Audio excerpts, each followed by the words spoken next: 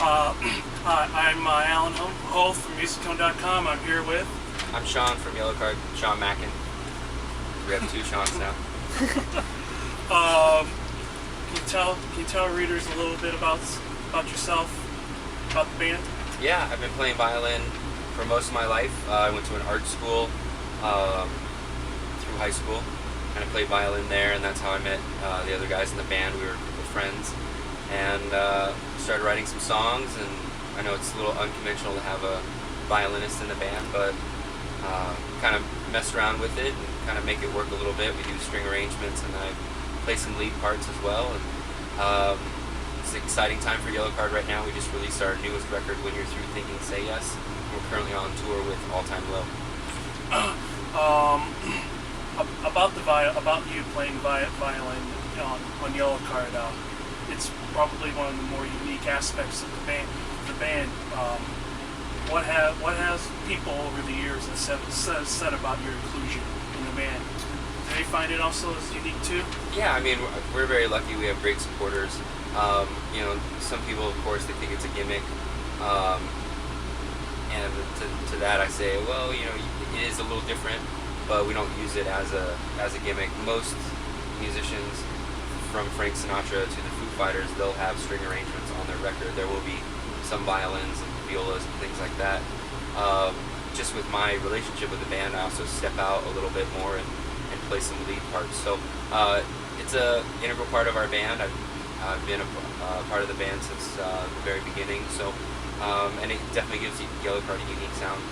We have a nice pocket of fans or followers that play orchestral instruments, that non-traditional rock setting outside of the guitar and bass and drums. And so it's also great to hear from them, like, hey, you know, like, I know that you're orchestral player as well, and you know, it's cool to see that you're some, you know, sort of there representing that family of musicians. I'm sure this is something you've probably talked about a million times since you guys got back together, but the hiatus that you guys took. Talk about how that time apart has perhaps gotten you guys much closer. Yeah, of course. I mean, we were never really broken up. That's a big misconception. You know, we kind of put a semicolon at the end. There's a lot of things that took place, juggling record labels. You know, of course, personality issues. As you can see, you're in our house, and there's 12 of us on here. So when you crawl on top of each other, you know, we toured for about 8 years, and you sacrifice a lot in your personal life and your emotional stability when you do that. And so at that point, with the global economy and, you know, the musical industry kind of falling apart, and Yellowcard kind of losing sanity, we put a semicolon, we took a step back. And I personally got married, which was great because I'd been with a very beautiful young lady for about 6 years, and it was that time for us to really enjoy each other. And a lot of the other guys, they got to, you know, take some time and hang out with their families, which was very important. And so we sacrificed a lot of that emotional relationship, a lot of our family relationships and our personal relationships. They kind of faltered there a little bit. It had a rejuvenating effect within the band, and when we got back together, and you know, Longinu called us and said, "Hey, it's time to do a Yellowcard record. Like, what do you guys got for songs?" And we put things together, and the 2 years off really had a renewing effect on us, and we had a lot to write about. We've always written from our, you know, heart on our sleeve, very sort of available to our fans and our audience, and so I think you can hear that energy in the music. Talk a little bit about the when you guys got back together a couple years before your previous record label put you guys out the pasture. So how did you guys get into the Hopeless Records family? I mean, that's an incredible label to be part of. Well, we put out a record called Paper Walls, which we're really proud of. There's some great songs on there that you know, we feel never really got a chance, and it was part of that time where record labels didn't know what to do, because it had seemed that record sales had hit an all-time low, and didn't really realize, you know, what to do with it. And, you know, they kind of turned their back on us, and without some of that support, it was a difficult time for us. And when we came back and we realized, hey, we don't have a record label, we have these songs, what are we going to do? And Hopeless Records had always been a sort of a colleague that toured with a lot of their bands. All Time Low, for instance, they had kind of blown up on Hopeless Records, and whenever you're a part of a record label, you just don't want to get forgotten about. We had a great relationship with our previous label, Capitol Records. They were great, but it seems like really Hopeless has kind of picked up where Capitol left off. We feel like we're the only band on the record label. They're taking really good care of us. They want to make sure that everyone has the new Yellowcard record. So they've been a great partnership. We're really happy. It seems like our fans have embraced the record as well. So if anyone has an opportunity to get it, grab our new record when you're through thinking, say yes. Talking about the progression between the first big album you guys put out, Ocean Avenue, and now. What's been the progression between? Is there been a progression, or has it pretty much stayed the same? As to what, I don't really understand that. It's something I like to call evolving of the music. So talk about the discography, yeah, like how it brought us. Yeah. Okay. I mean, right now when you're thinking Say Yes is sort of really accurate look at what the band is. Right now it has a vintage Yellowcard sound. It has something from each album, and again, it's a timeline for us that really kind of shows what we were going through at the time.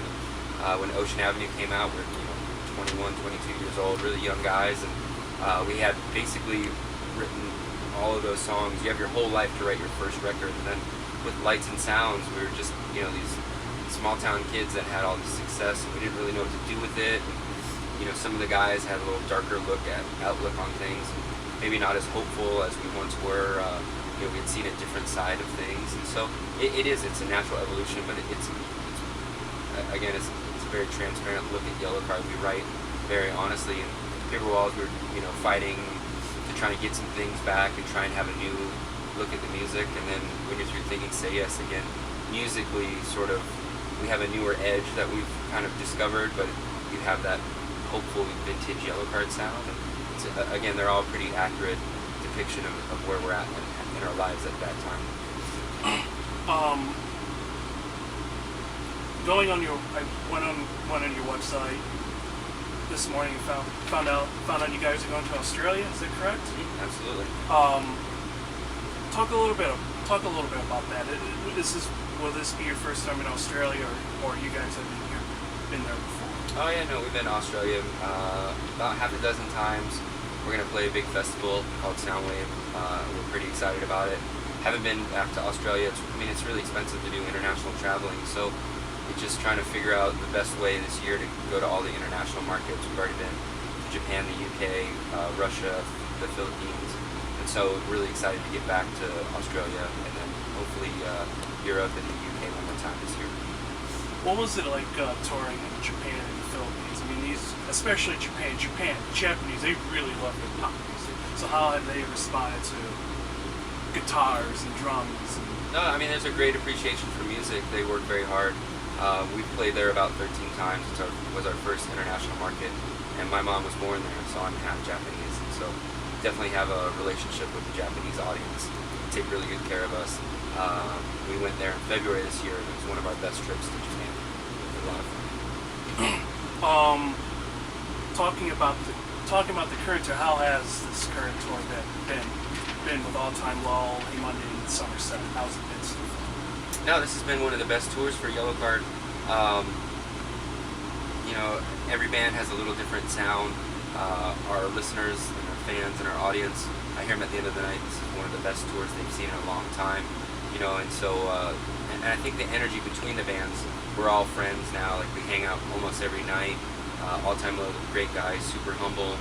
They met in high school, and so very kind of similar story to what Yellowcard came from. And we're just really humbled to be here. They're having great success. Their new record's coming out. It's a major label debut. And, I mean, they're an amazing band. They're great musicians, and we're all having a good time.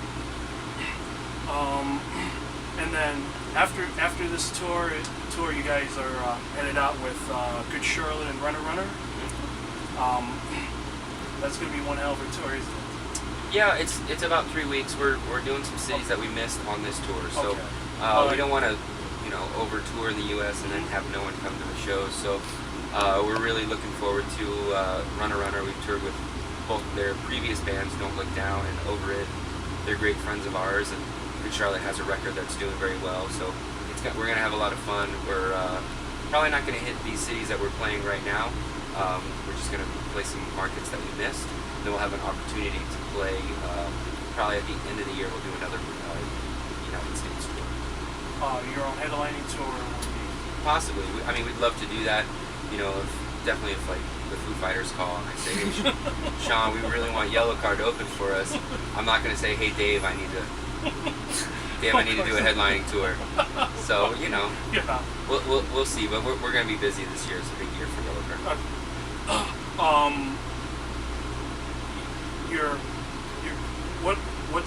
What's gonna be a set like for here for tonight?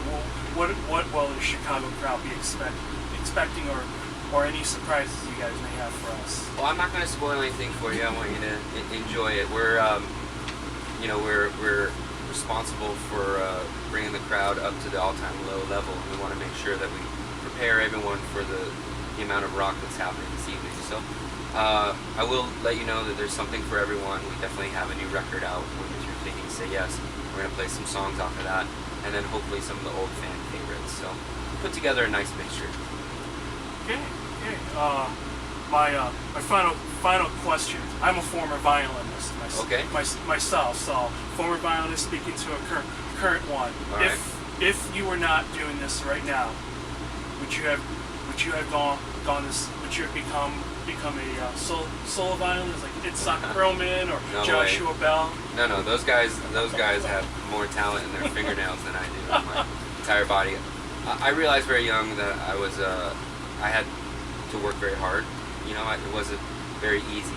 You know, I was always second chair violin or, you know, assistant concertmaster. I wasn't ever the best. So, I practiced a lot. It wasn't a natural gift like a Itzhak, like a Joshua Bell. So, you know, I was looking forward to maybe teaching one day.